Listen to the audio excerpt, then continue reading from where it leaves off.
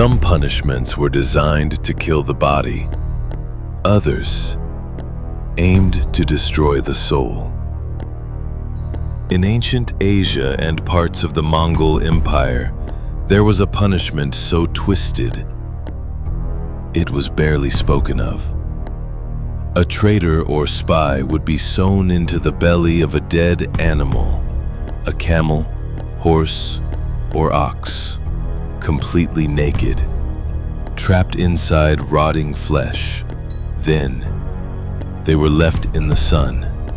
No light, no air, no escape, slowly suffocating as maggots, flies, and bacteria ate them alive from inside the corpse. Some took days to die. Some went insane first. No blood was spilled, but the message was clear.